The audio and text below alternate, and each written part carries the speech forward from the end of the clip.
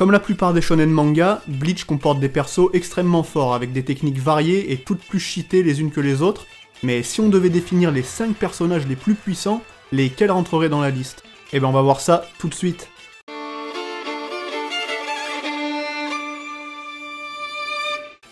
Alors pour commencer, sachez que cette vidéo ne sera pas un classement strict des 5 personnages les plus forts, mais plutôt une réflexion sur quel personnage mériterait ce titre.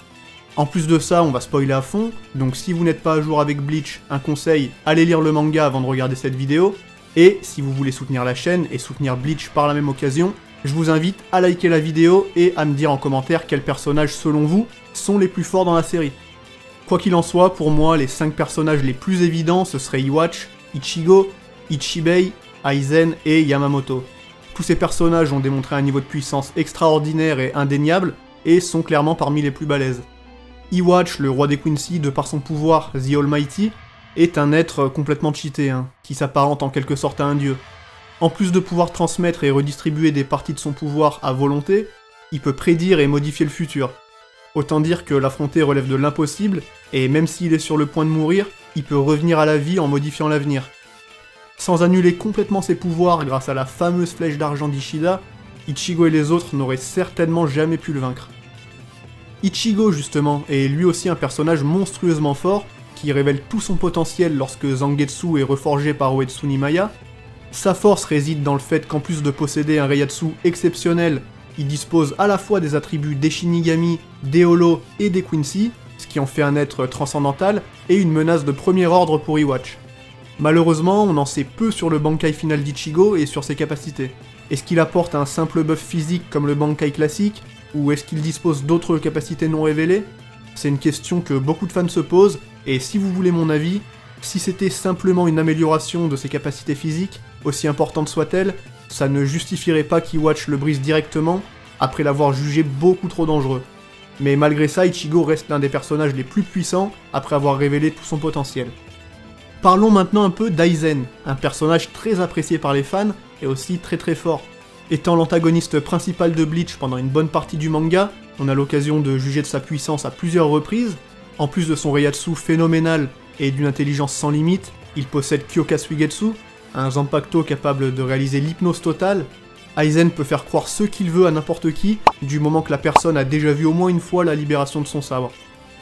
Bien entendu, excepté Ichigo, la majorité des protagonistes de l'histoire l'ont déjà vu, et sont donc soumis à cette hypnose.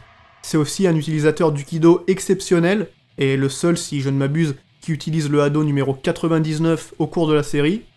Pour finir, il possède aussi le Hogyoku, qui l'a rendu immortel, et qui lui confère une puissance démentielle dans quasiment tous les domaines. Et il nous reste les deux illustres Shinigami, Ichibei et Yamamoto. Le premier, qui est le leader de la Division 0, est lui aussi carrément cheaté. Il utilise des techniques ancestrales et uniques, des attaques de Hado occultes, et son Zanpakuto, Ichimonji, lui permet de supprimer le nom des choses, et de leur en redonner un nouveau par la suite. Il est capable de voler son nom à Iwatch, et de le renommer en fourmi, ce qui a pour effet de réduire la force du roi Quincy à celle d'un simple insecte. C'est d'ailleurs dans ce combat que Iwatch va être poussé à révéler les pouvoirs de The Almighty, qui lui permettront de facilement tuer Ichibei. Mais face à n'importe quel autre adversaire, Ichibei semble quasiment inarrêtable. En plus de ça, il est possible de le ressusciter, en faisant en sorte qu'une personne avec un fort Reiatsu prononce son nom. Il est présenté en quelque sorte comme le Shinigami ultime, même si pour moi, la Division 0 reste une grosse déception dans son ensemble, mais ça, on en parlera dans une autre vidéo. Yamamoto, quant à lui, je pense pas avoir réellement besoin de le présenter, il a probablement le Zanpakuto le plus destructeur et dangereux de la série, et peut plus ou moins incinérer n'importe qui. Même s'il a été battu par Iwatch et Aizen, en termes de puissance brute, c'est un vrai monstre, et son Bankai pourrait certainement venir à bout de la plupart des adversaires. En tout cas, avec ça, on a déjà 5 personnages qui se révèlent comme faisant partie des plus à craindre, mais il y a débat. Il y a d'autres persos qui pourraient aussi éventuellement rentrer dans cette catégorie des personnages les plus puissants. Parmi eux, on pourrait compter quelques Quincy, comme Gerard Valkyrie, Lil Barrow, Askin ou encore Yugo. Ces 4-là sont certainement les plus forts après Iwatch, c'est d'ailleurs lui qui met fin à leur jour, en absorbant leur pouvoir. Le pouvoir du miracle de Valkyrie le rend virtuellement invincible. Chaque fois qu'il est vaincu, un miracle se produit, et il est ramené à la vie sous une forme encore plus forte. En Bankai, Zaraki parvient à le trancher en deux, mais il revient.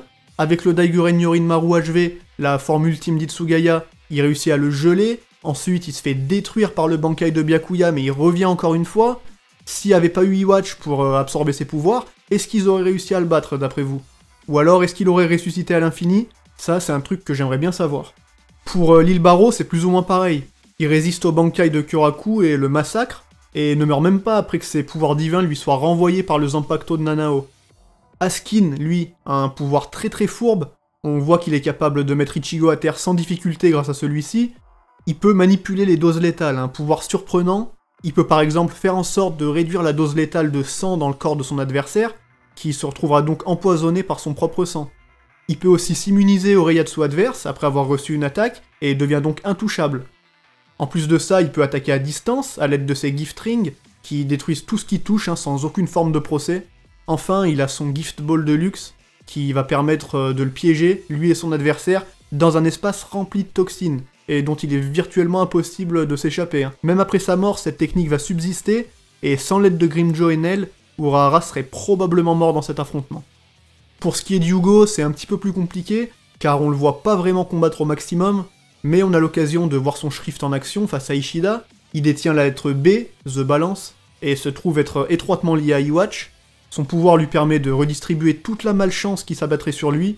En gros, si son adversaire le blesse, il sera frappé par la malchance et subira des blessures semblables, alors que celles de Hyugo se transféreront sur son bouclier. Si tous les dommages qu'il reçoit se transfèrent sur son bouclier, ça paraît compliqué d'en venir à bout, mais il est certainement possible de détruire le bouclier ou de lui infliger une attaque si puissante que le bouclier ne pourrait pas absorber les dommages. Faut aussi noter d'ailleurs que quand Iwatch dort, il va transférer les pouvoirs de The Almighty à Hyugo, mais comme je l'ai dit, on l'a pas vraiment vu combattre à fond, on n'a pas vu son vol standing, donc on sait pas trop vraiment à quel point il est puissant. Hormis les Quincy, je pense qu'il y a 2 Shinigami qui peuvent potentiellement figurer dans la liste des plus forts.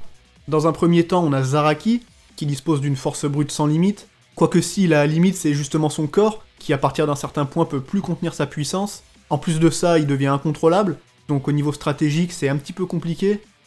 En tout cas, il est capable de trancher en 2 Gérard Valkyrie sans trop de mal, et c'est sans conteste l'un des personnages les plus puissants en termes de force physique. Kisuke Urahara, lui, avec son Bankai qui peut tout restructurer, peut aussi être un adversaire redoutable. On imagine qu'un combattant forcé d'entrer dans sa zone d'activation pourrait être mis hors combat sans peine. En 1 contre 1, il y a aussi Kyoraku et son Bankai qui peuvent potentiellement abattre n'importe qui, mais on a vu que c'était inefficace contre l'île Barrow par exemple. Et ça me fait penser à ce passage pendant la bataille de Karakura, où Aizen résiste au Nigeki Kesatsu de Soifun, et lui explique qu'étant donné qu'il a plus de Reiatsu qu'elle, il est pas affecté, tout simplement. Est-ce que ça signifie que si un adversaire a un tout petit peu plus de Reiatsu, il résistera à toutes les attaques de son opposant? Je sais pas ce que vous en pensez, mais à mon avis, ça s'applique que si la différence est vraiment monstrueuse. Il y a aussi Ishida, qui au final se révèle être très dangereux. Je pense que Kubo voulait en montrer plus, mais son Shrift, qui est le A, tout comme Iwatch, permet d'inverser quelque chose qui s'est produit entre 2 points déterminés. Ça signifie que si on le blesse, il peut inverser la tendance en un instant. Mais je suppose que ça peut pas marcher s'il meurt sur le coup, et dans tous les cas, il fait pas preuve d'une énorme puissance de frappe comparée aux autres personnages. Bon, et on va aussi parler brièvement des 4 autres membres de la Division 0. Ces 4-là sont un peu particuliers parce qu'on les voit que très peu à l'œuvre, leurs pouvoirs ne sont pas clairement révélés, on sait qu'ils sont plus forts que la moyenne, mais se font tous au final battre par la garde royale d'Iwatch, sans même que ce soit vraiment montré pour la plupart. Comme je l'ai dit, la Division 0 est un point assez décevant de l'histoire pour moi, et c'est compliqué de juger de leur puissance avec si peu.